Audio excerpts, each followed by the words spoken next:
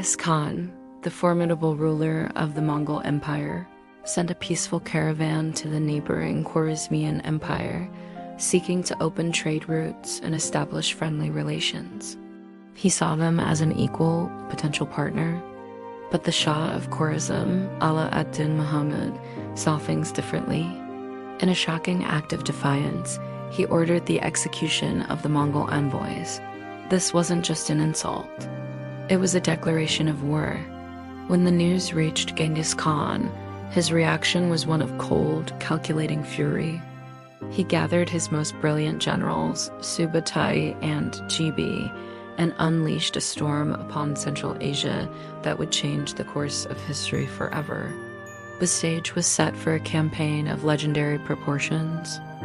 With the signal given, the vast Mongol army begins to assemble with a discipline that would terrify their enemies. From the endless steppes, cavalry units thunder into formation, their banners snapping in the wind. The legendary generals, Subutai and Jeb, approach Temujin, confirming their forces are ready. The swift horse archers, the backbone of their army, are poised. The powerful siege units, a new and crucial addition, stand prepared to shatter enemy walls. Temujin rides along the lines, his sharp gaze inspecting every soldier. He reminds them of their core strengths: unwavering discipline, unmatched speed, and perfect coordination. These, he declares, are the keys that will unlock the gates of fortified cities and carry them across the most unforgiving deserts. The machine of war is ready. The Mongol war machine was now in full motion. Their scouts, the eyes and ears of the army, fanned out across the vast arid landscape. These riders were masters of reconnaissance, mapping out every Khwarezmian defensive position, every water source, every hidden path. With this vital intelligence relayed back to the main force, the Mongol host began its relentless advance. They moved with a speed that defied belief, crossing treacherous deserts and wide rivers as if they were mere trifles. This wasn't just an army marching. It was a force of nature, a whirlwind of horse and steel. The Khwarezmian commanders, accustomed to slower, more predictable warfare, were constantly outmaneuvered and caught off guard. Before a single arrow was loosed in a major battle, the sheer speed and terrifying efficiency of the Mongol approach had already sown the seeds of panic and dread among their foes. It was a masterclass in psychological warfare. Genghis Khan's revenge was now at the gates of Otrar, the city's governor, and Alkuk, the very man who had executed the Mongol envoys, now stared out at an ocean of warriors. He had poked the hornet's nest, and now the swarm had arrived. Temujin himself, along with his brilliant generals Subutai and the young, formidable Kublai, led the siege. For days, the Mongol war machine hammered against Otrar's defenses. Relentless assaults on the walls and gates tested the city's will to survive. But against the fury of the Khan, there was no holding back the tide. Otrar was destined to fall, and its fate would serve as a chilling lesson to the world. Never, ever defy Genghis Khan. Alright, let's talk about Bukhara, the jewel of the Silk Road. When Temujin and his Mongol army arrived, this wasn't just any city. It was a bustling hub of wealth, culture, and knowledge. The people of Bukhara were proud, and they weren't going to just open their gates. They decided to resist. But Temujin was a master of more than just open warfare. He was a brilliant psychologist. He and his generals didn't just lay siege. They played mind games. They sent messages, created an aura of invincibility, and made surrender seem like the only logical choice. And it worked.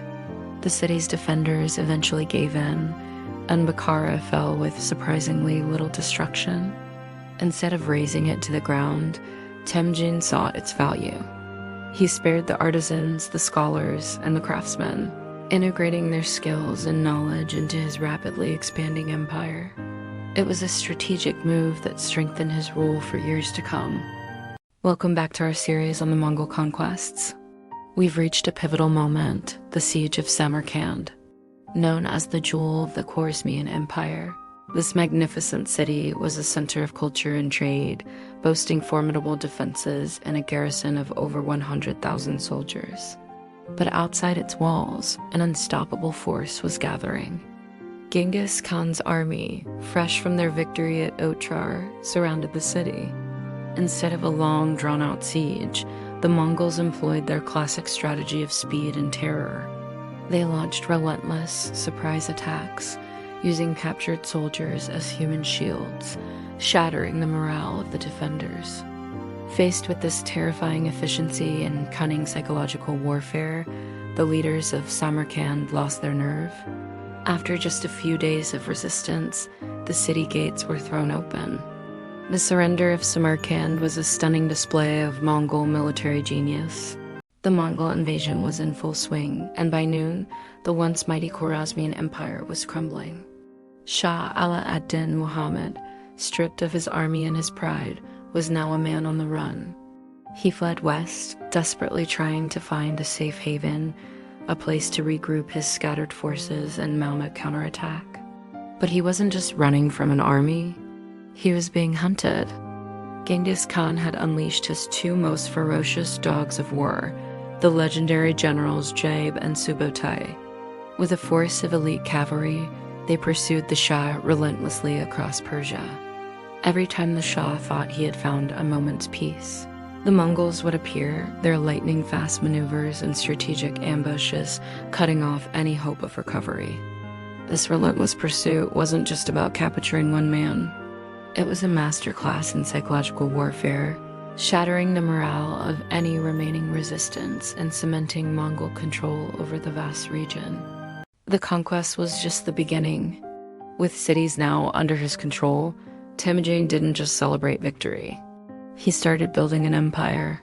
He immediately put his administrators to work, creating a system to govern the newly won territories. This wasn't just chaos and destruction, it was calculated statecraft. Meanwhile, his top generals, Subotai and Jabe, secured the arteries of the empire, the trade routes and communication lines. Their mission was to ensure goods, messages, and troops could move swiftly and safely across the vast new lands. This efficiency was key to Mongol dominance. They masterfully balanced the fear they inspired with a practical system of governance, allowing them to hold on to their enormous conquests. It was a strategy that would define their reign and reshape the world. The conquest of Khwarezm wasn't just a military victory. It was a complete reshaping of Central Asia. Once the dust settled, cities that had fought fiercely were brought into the Mongol fold. Under this new, strict rule, something incredible happened. Trade and communication, which had been fragmented, began to flourish along the revitalized Silk Road. The Mongol administration, though harsh, provided unprecedented security for merchants and travelers. News of this spread like wildfire. Neighboring kingdoms looked on in awe and terror. They saw not just a horde, but a disciplined, unstoppable force led by a strategic genius. Genghis Khan's reputation was no longer just that of a fearsome warrior, but a world-altering conqueror. The Mongol Empire was now a dominant, undeniable power on the world stage. As the sun sets, casting long shadows across the conquered lands, Temujin stands atop a ridge, surveying his new empire. He reflects not just on the battles won, but on the very essence of his victory. It was born from unwavering discipline, a speed that defied belief, and a strategic genius that outwitted every foe. This campaign wasn't merely about conquest. It was a demonstration, a testament to the Mongols' power to not only seize vast territories, but to hold them, to govern them with ruthless efficiency. His gaze sweeps the horizon, knowing he has forged more than just an empire of land. He has created a legacy of fear, yes, but also of profound respect.